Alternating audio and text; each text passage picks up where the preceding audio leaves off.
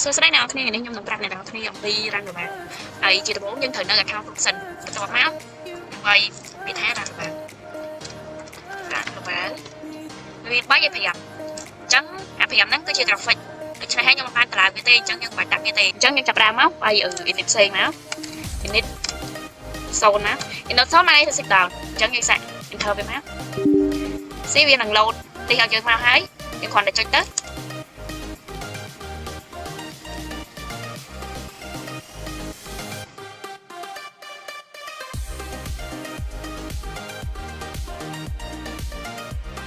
កន្លែងមិនដែរខ្ញុំចង់ប្រាប់អ្នកនរគ្នាអំពីស្ដាប់អញ្ចឹងវា load មកខាងក្រោមអញ្ចឹងទៅហើយខ្ញុំក៏ចុចវាមកវាចាប់ដាក់បិទអញ្ចឹងទៅខ្ញុំ play record ជាសលេងអញ្ចឹងខ្ញុំមកបកស្រាយអ្នកនរគ្នាស្ដាប់ហើយយើងបើក start សិនថាថ្មីមកយើងក៏ចាប់ដាក់ចូលសារថ្មីទៀតអញ្ចឹងណាអ្នកនរគ្នា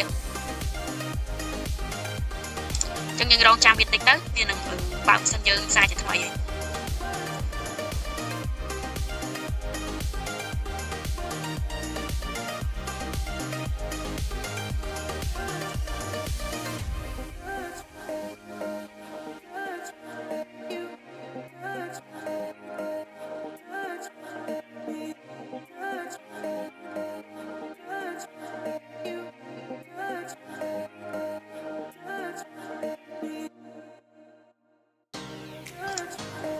ចឹងកន្លែងនេះដែរខ្ញុំបានវាយaccount ខ្ញុំចូលហើយដាក់ password របស់ឯងចូលហើយរួចរាល់អស់ហើយខ្ញុំក៏ចាប់ផ្ដើមចូលពុតទីម្ដងទៀតដើម្បី start សិនវាម្ដងទៀតចឹងណាអ្នកនរគ្នាអញ្ចឹងយើងចាប់ផ្ដើមចូលពុតទីណាចាំតិចអូខេ start សារថ្មីអូខេយើងចាប់ផ្ដើម login ម្ដងទៀតមកព្រោះដោយសារមុនហ្នឹងយើងបានសម្ដៅវាហើយអញ្ចឹងម៉ាស៊ីនវាបិទហើយអញ្ចឹងគ្រាន់តែ login ចូលម្ដងទៀតណាជាការ start ទេវាយ username យើងហើយបើ password យើងចូលមក password ខចាអញ្ចឹងយើងបានចូលទៅដល់ក្នុងហ្នឹងហើយយើងចាប់ផ្ដើមចូល account រូបសារថ្មីមកអូខេចាប់ផ្ដើមវាយ password យើងចូល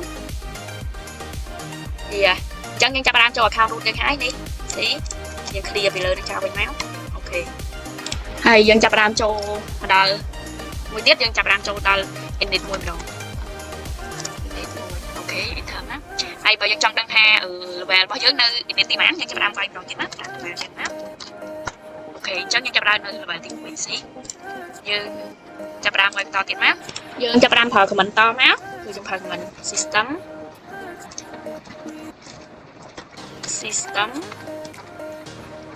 control get default អូខេចាមានជាការវាយខុសយើងចាប់ផ្ដើមវាយម្ដងទៀតមកចាគឺវាយខុសកន្លែងនេះយើងចាប់ផ្ដើមវាយម្ដងទៀតមក control ចាអូខេ enter ចាអញ្ចឹងយើងចាប់ផ្ដើមវាយsystem control get default ហ្នឹងមកអញ្ចឹងនេះយើងនៅកន្លែងgraphic តមកទៀតយើងចាប់ផ្ដើមទៅពេលអញ្ចឹងហើយយើងចាប់ផ្ដើមប្រើ command មួយទៀតដែលមានreboot ចាប់ផ្ដើម reboot ឲ្យដឹងថាយើងនៅ level ណាអញ្ចឹងណាចាប់ផ្ដើមសិនថ្មីណាចេញអូខេម្ដងទៀតយើងចាប់ផ្ដើមសូវា again ណា run level មកសិនណាទីដែរយើងចាប់ផ្ដើមចូលមកម្ដងទៀតដោយសារមុនហ្នឹងយើង reboot ទៅចាំហើយ password អូខេយើងចាប់ផ្ដើមចូលពុតទីមកហើយយើង login ម្ដងទៀត